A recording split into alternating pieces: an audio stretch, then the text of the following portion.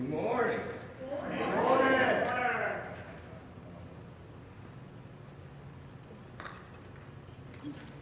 Every one of you probably walked in here was like, what in the world is this mean? It'll be fun, I promise. So I'm going to give you a little background of how I preach and what I do and everything like that. So I'm very interactive. You got to talk back to me. If you don't talk back, we will stop and we will do exercises. I know this body doesn't look like I exercise, but if we're not paying attention, believe me, we will exercise and we will talk back to Cody. Okay? God is good. All the time. And we take your finger out. Put it like this. Alright, we'll do some exercises. Ready? Alright, let's try this again. Ready? God is good. All the time. All the time. God is good. There we go. Alright. So last week, Rob talked about going through the fire and the trials and tribulations of going through the fire. And I was like, yes, this would be so cool. Today, we're going to talk about the armor you need to wear when you're going through the fire. Spooky. Here we go, ready? All right, we'll pray, and then we'll get started, okay? Dear Heavenly Father, I ask God that your Spirit falls on this place, God, and that you consume me, God. Make me just a vessel for you to speak out of, God. Take all my desires, all my thoughts, all my wishes and wants, and lay them aside, and fill me with your Holy Spirit, God. And just use me to minister to these people, God. And I ask that they have an open heart and an open mind, Lord, and that we encounter you today, God. Your precious holy name I pray. Amen. So I'm a big believer, and a lot of times, I know with me, I went to Bible college and all that shenanigans. My mom was a Sunday school teacher. She taught all my life. I mean, with the last name Blessing. You know. That was a joke. There you go. Okay. So the last name Blessing is kind of like, oh, okay, yeah, cool, whatever. And I grew up hearing all these Bible stories, all this stuff that everybody said, and studying it and hearing it every single day. And eventually, it was like, oh, no big deal.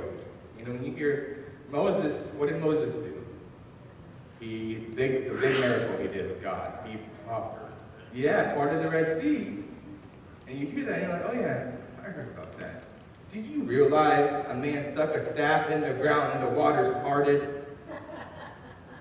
How cool is that? And people walked through it. Oh look, there's a whale right here. How cool is that? Or the one we're talking about today, David and Goliath.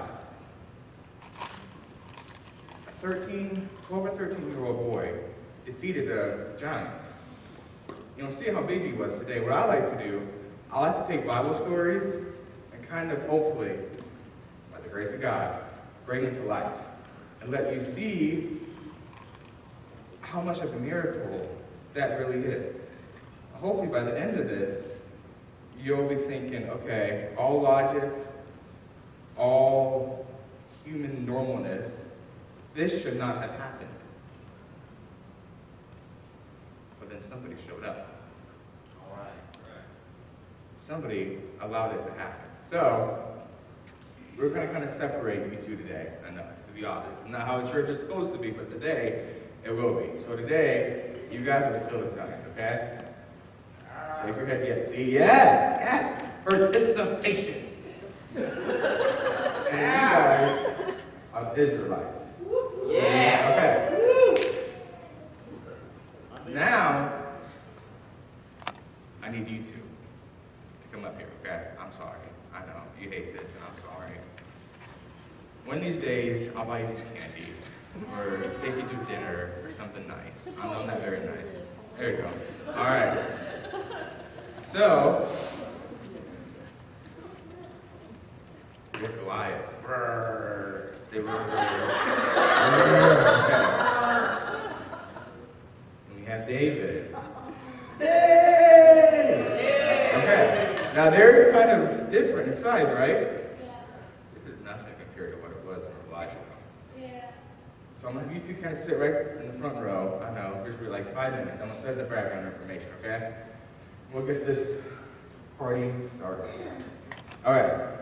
So, Goliath, when I say Goliath, you have to go, "Rrr." Goliath. Yes! This has been practiced. Okay. So, Goliath. Oh, see? I didn't even recognize it. Yes. Okay. He was coming up to the Israelites' camp for 40 days. And every time he'd come out and Goliath. And he challenged the Israelites. And for 40 days, the Israelites never had anybody. But then, God showed up with David. And David came up to bring his brothers who were up there in the battlefield with the Israelites. He brought grain, stuff to eat pretty much. And he went up there and he heard these Israelites talking, and they were like, Saul's offered this and that for the person that defeats Goliath and all that. And what he would offer for him, I'll say it here. One more thing with David. What was David? Shepherd. Yes, shepherd. Good sign. Okay, he was a shepherd. He was a shepherd. And we'll get back to that in a minute, okay? In a couple minutes. Okay, so Saul offered the Israelites this. And we're going to be kind of all over 1 Samuel 17. So if you want to turn there on your cellular communicators or your Bible, that's awesome. We'll mainly be in there. We'll jump around a little bit, but not a whole lot though. So 1 Samuel 17. And this, where I'm about to read, is from 25. I'm going to make sure I give you the right verse.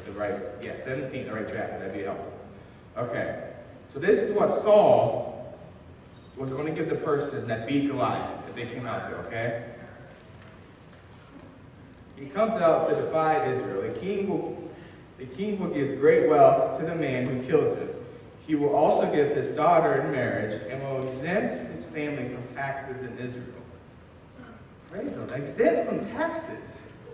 Like that's pretty cool. Not only that though, you'll get to marry the king's daughter. Do you know what that makes? What does that make you if you marry the king's daughter? A prince. So if you defeat Goliath, see? Stacey, yes. And then David, yay! All right, there we go. We didn't get David. Okay, David, we're going to practice. I'm sorry. My mind's 1,000 times right now. So, David, yes! Okay. He would get his daughter, which would make him prince. But then not even that, though. So we got taxes, no taxes, ever. So when you get your paycheck, there's no deduct. There's nothing there. Praise the Lord. You get what you get. Then you get to be a prince. And then you get wealth. And to me, it doesn't really say how much, but if I'm thinking you save the Israelites from a giant, it should be more than $1. More than $1 probably.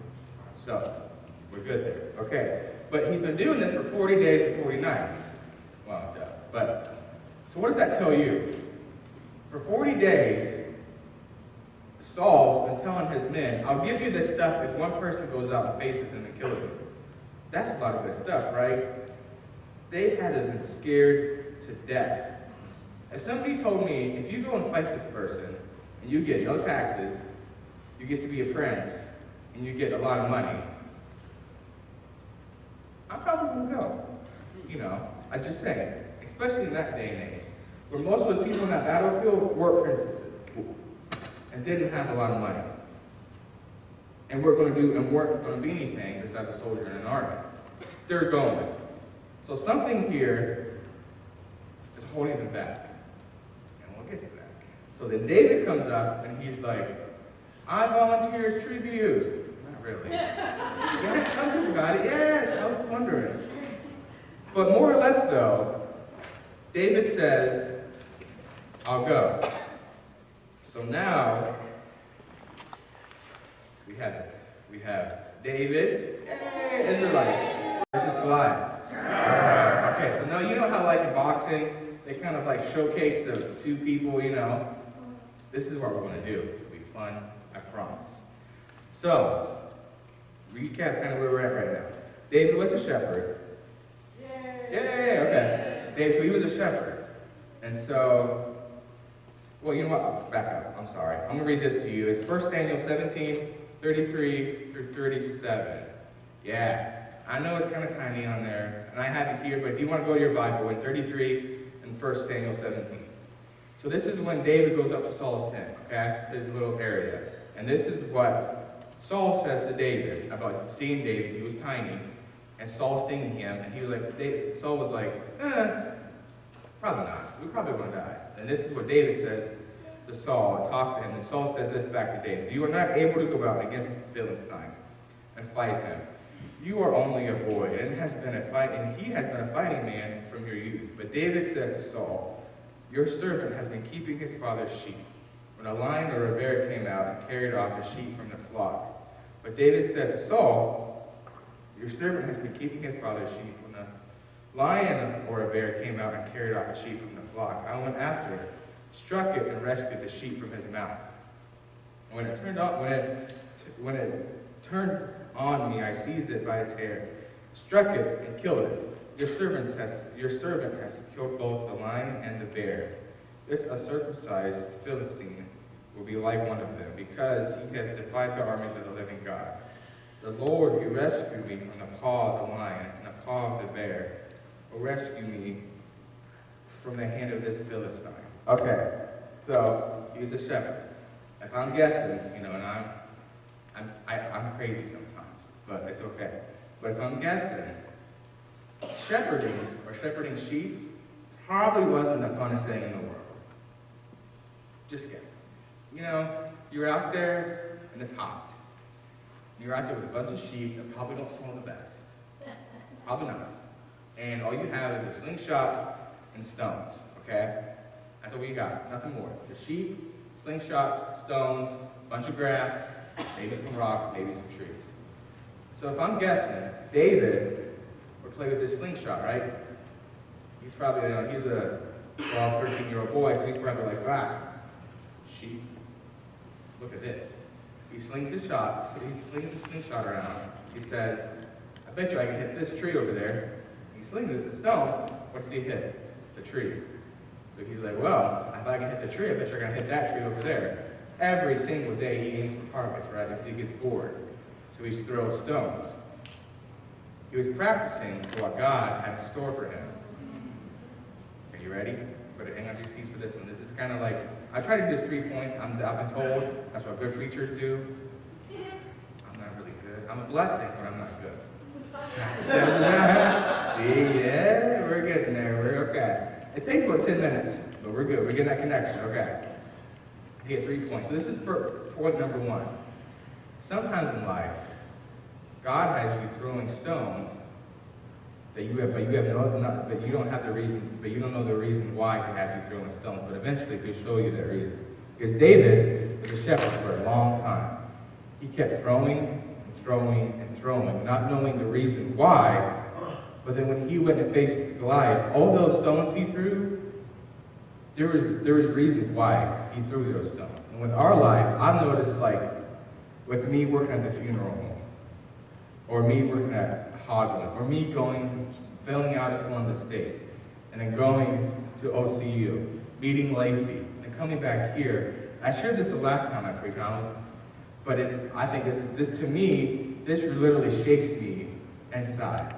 When I was out, I was a bad kid when I was little, I know. When I was out partying and doing this and that, Lacey, my wife, was in these 4 walls of this building, and God was preparing her for me when I was out partying and all this stuff. God knew that one day, that little redhead girl that sits right there, will have somebody, will go to college, meet somebody, and they bring them back to this church and live in that house over there. Yeah. How crazy is that? God knew that when Paul, when Rob, Nicole, Ralph, Karen were investing in Lacey, and Jerry and Kathy investing in Lacey. They were investing in my future. future too. When I was partying, drinking, and smoking, God had another plan. When you throw stones in your life, it's not for nothing. It's not. It might not be today, and it might not be tomorrow. But you'll see why you're throwing those stones. Keep practicing. Because the moment you stop practicing, the moment you stop getting better, the moment you stop getting better, God will use you when you practice. Because if you don't practice, God can't use you. Okay? Now, this is the fun part. This is my favorite part of this whole thing. So David was a shepherd, throwing stones. We have put number 1. Okay. Now, we're coming to Goliath. Is there any way we could, I guess, switch the sides to Goliath? Yeah. Okay. Goliath. Yeah, see, he's paying attention. I wasn't even paying attention. She's better than I am. You should be up here. Yes. Goliath. I was like, Goliath. Okay. And the reason he was doing that, I'm going to show you. Goliath was huge mongo. Okay. Goliath is said here, he was 9 feet 6 inches tall. And there's, debate at the Bible. Okay. But for this, for visual, I'm a very visual person. I just did. I think this is so cool. So I say 9 feet 6 inches. People are like, oh, that's pretty tall. I want to show you how tall that is. Am I going on table? We'll be. Okay. 9 feet 6 inches. I know. It's very crazy if you see somebody with a tape measure that preaches. I know. Me especially. If you hold that, just let me practice. Okay. Do I do me a favor? Can you sit right here? And can you bring this all the way down there? And then lock it in place. Awesome. Okay, you ready? Hold on. Keep holding it. This is your big moment. How many times have you seen somebody preach with a curtain rod? Very little. I know. This is awesome. Now, I try to get it out of my house just like this. Hot mess. Hot mess. I almost fell. I almost put my eye out. Hot mess. Okay. Just like this. And this is nothing compared to that. You ready?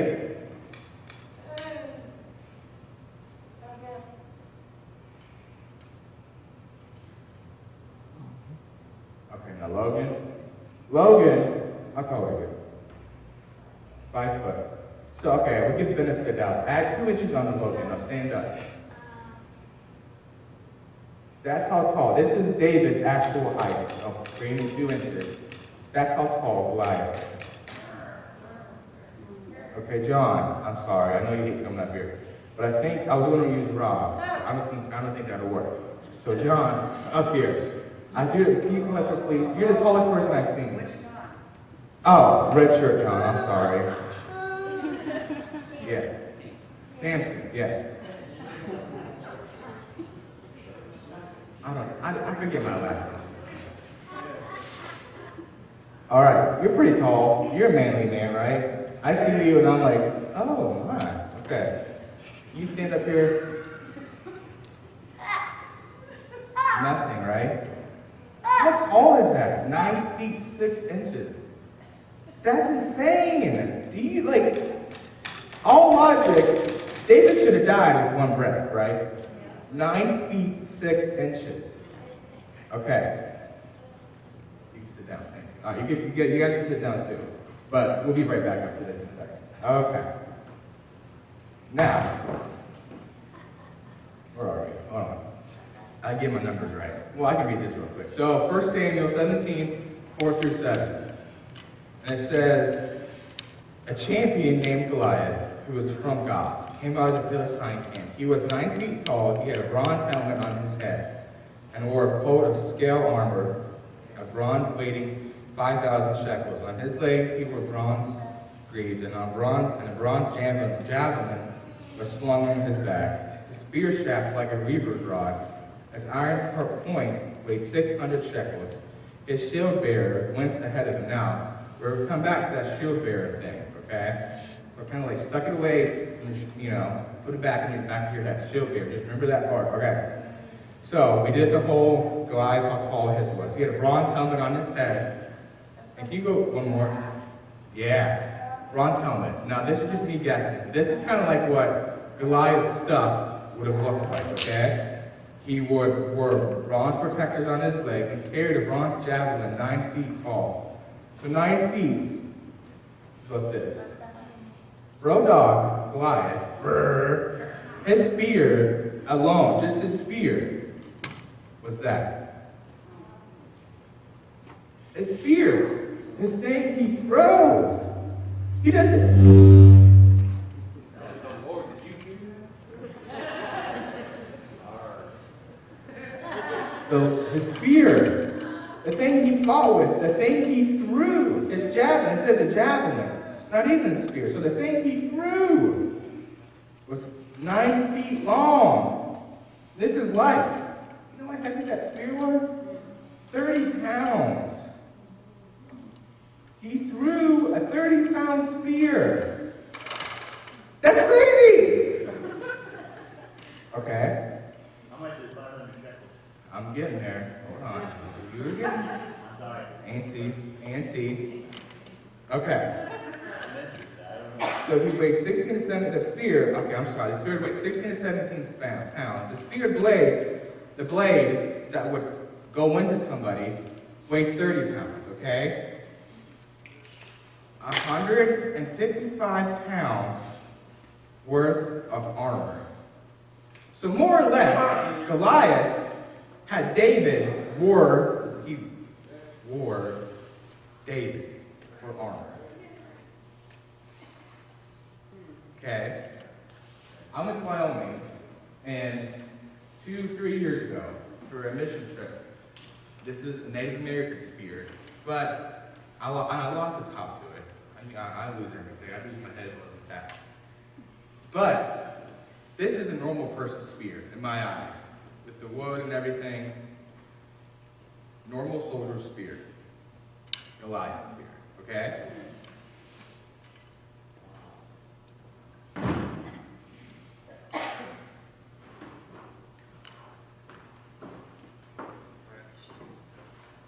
Thank you, Goliath. Okay. What is this? A sword, right? Okay, it's not sharp. Sword. David, he didn't even have a sword. So this is kind of irrelevant, but just for the size. You want to hold a sword today, Logan? Okay, come up here. You're not Goliath right now, you're Logan. Come up here. Okay, so normal sword, okay? You hold the sword somebody would fight with. Now Goliath, he had a sword, but it was curved. And if his javelin was 9 feet tall, I'm pretty sure his sword was probably the height of David. I mean, more or less. So, normal person's sword, Goliath's spear. Wow. You kind of getting the picture here? Yeah, thank you. So, okay, I'm going to put all this stuff down.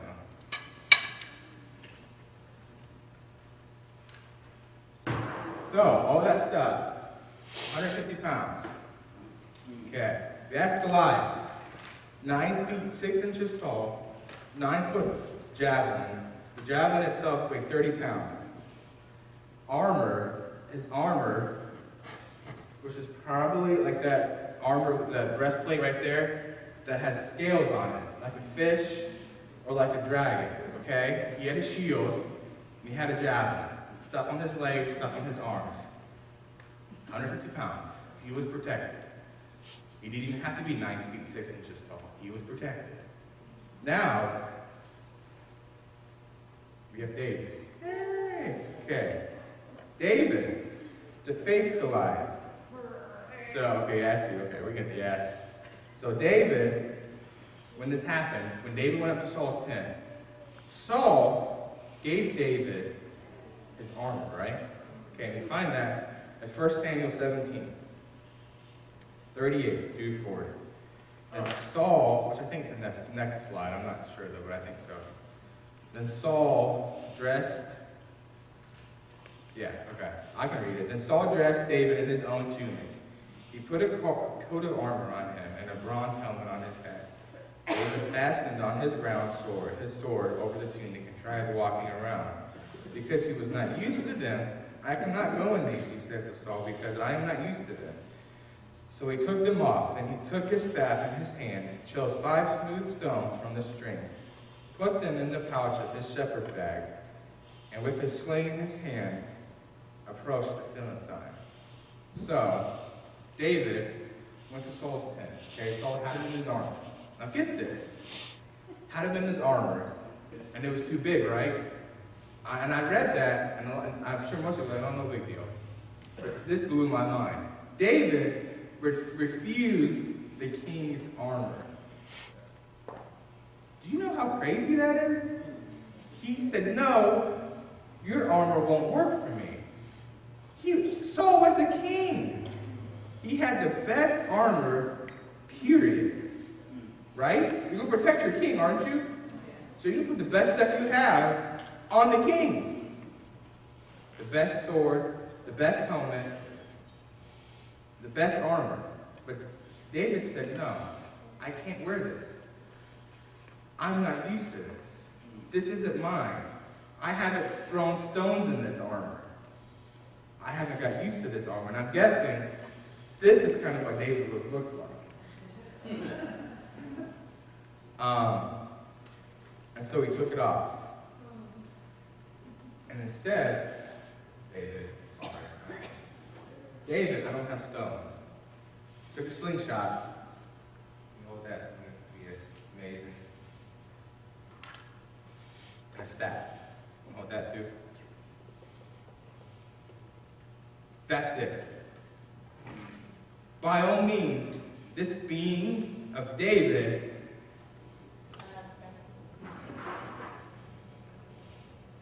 should have been crushed by this being of Goliath. Correct? Yes. Okay, we all understand that, right? But then God showed up. That's right. All right. All right. You two can go back, sit down, thank you, or David. Yay! All right. So they come out. David had a sling and a shepherd bag and a shepherd's rod. Second point, okay? We have a little notepad or whatever. This is the second point. David couldn't wear Saul's armor because it wasn't his. I know with me, when I was at college or whatever, I tried to wear other people's armor. There was a guy named Aaron that I adored. He was the best preacher I'd ever heard. The way he preached touched people and it spoke to people. And for years and years and years, I tried to preach like him. And I couldn't. God didn't design me to preach like that. God didn't design David or design David's situation to wear Saul's armor. Don't try to wear other people's armor. I'm going to take it one step further. Don't try to wear worldly armor. It's not made for you. Don't try to wear the armor of pride.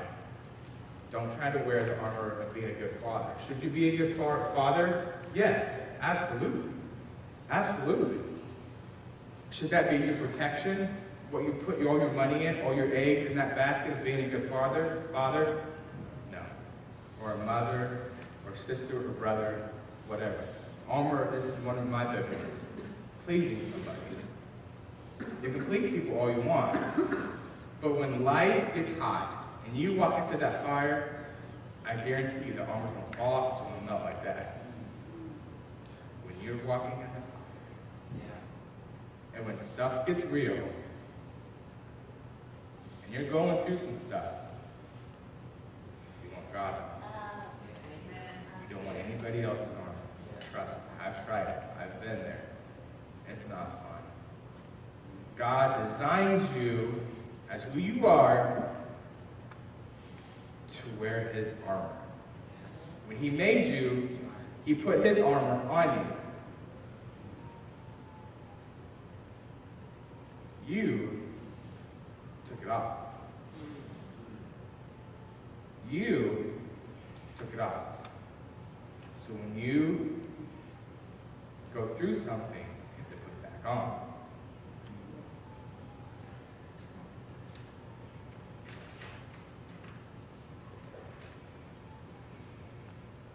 Okay. So we talked about armor. Now,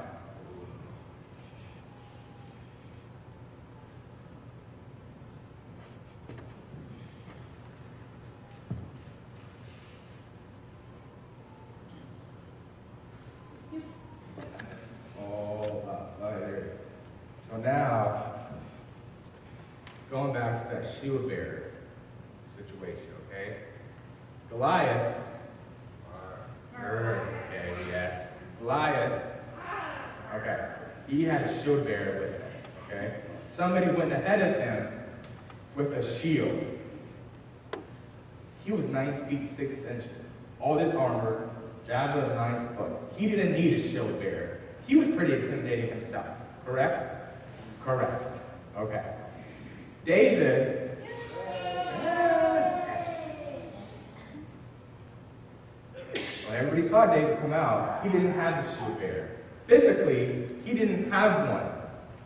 There was nobody there. Nothing. Okay? He went out on his own.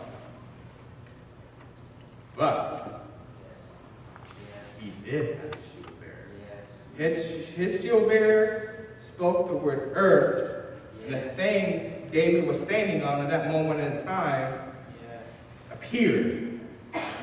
He was the person that separated the Red Sea. That made you and me. That made the mountains. And told the oceans, you can only go this far. And allowed Satan himself, Lucifer, in his throne room. That was his shield bearer.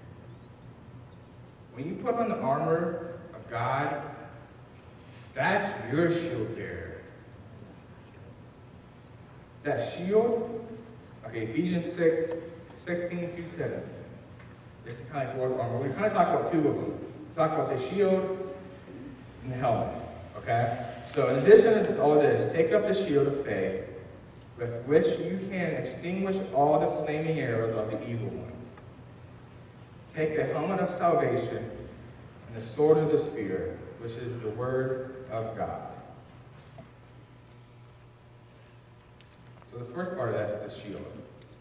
The shield went in front of David. Not physically, but spiritually. So that shield paved the path for David. So when you wear God's armor, whose armor is it? It's God's. So God controls it. And he controls you, correct? Okay. So when you wear that and the shield goes before you, what happens? God paves your path with that shield. If we don't have that shield, if we don't have the shield of faith on us, we can't face our giants. We don't know the way to our giants.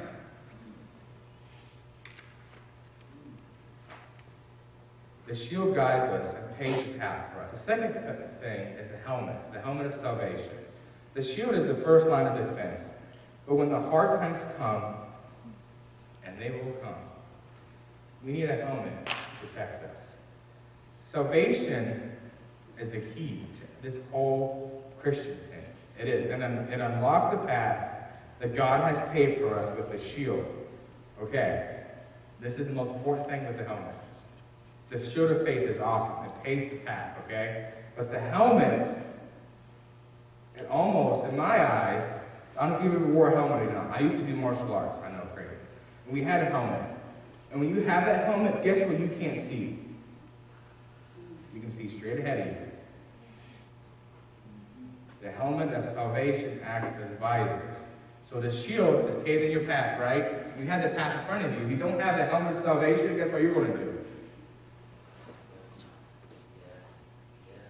Without the helmet, you will go on every path, every other path, but the path you're supposed to go on. That's why, in my eyes, all this armor works together as one. If you only have, if you can only see, we have this new thing with Christians. We pick and choose what we want. You can't do that with this armor. If you do that, you get an arm cut off. or you'll walk off the cliff even. When you put the armor on, you have to have everything on in one unison. Okay. Now here's kind of like the last thing, the last hook. You don't think any of that. Goliath, David, the helmet, the shield. This is the most coolest, to me, most breathtaking thing I've seen in a long, long time. And it's inside of every one of you. It is, I promise you. It's a little protein cell. It's called laminin. And you're like, oh my goodness, Cody, what's laminin? I want to tell you, laminins are major proteins, the basal laminin, the protein network foundation for most cells and organs. The laminins are an important biological active part of the basal laminin. I can't read that. So, layman's terms, these proteins, you know, like the rebar of your house that makes your house hold together, structurally sound.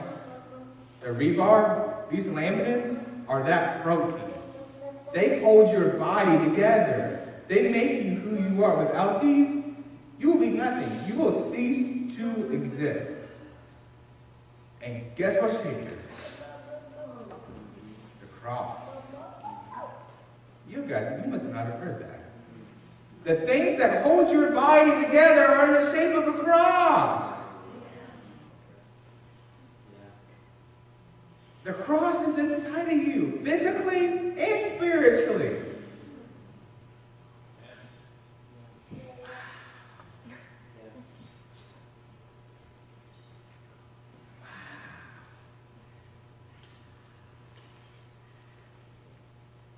If we don't put on the armor, and we go into battle, and we sit there in our sorrow, in our misery, and our disgusting, pus-filled sin, and we wonder why. The answer's right there. You have to put it on. If you don't put it on, you will get attacked, and you will fail. You have to put it on, and you have to put on the right one. I know with me, I went along and along and along and along. I had armor on, but it wasn't the right armor. So here's my question to you. What kind of armor are you wearing? Are you wearing God's armor? Or are you wearing something else? Let me tell you, if you're wearing something else, and stuff in your life gets real, you lose that job,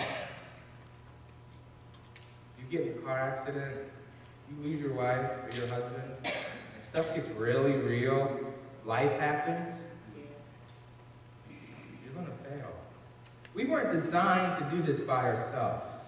We weren't. David, in all logic, you've seen it, should have died that day. But he didn't. He had 3 stones and a sling. Sometimes in life, and I've noticed this in my life, God makes it to where it is impossible for you to succeed. It is impossible. There is no money in the bank. There is no answer from the doctors. But then God. And when that happens, anything and everything is possible. You just got to believe. You got to show up. That's it. God will do the rest. I'm going to pray. We're going to do the music. We're going to do all that. I'm going to encourage you. If you've got the wrong armor on, or if you don't even have your armor, come to the altar.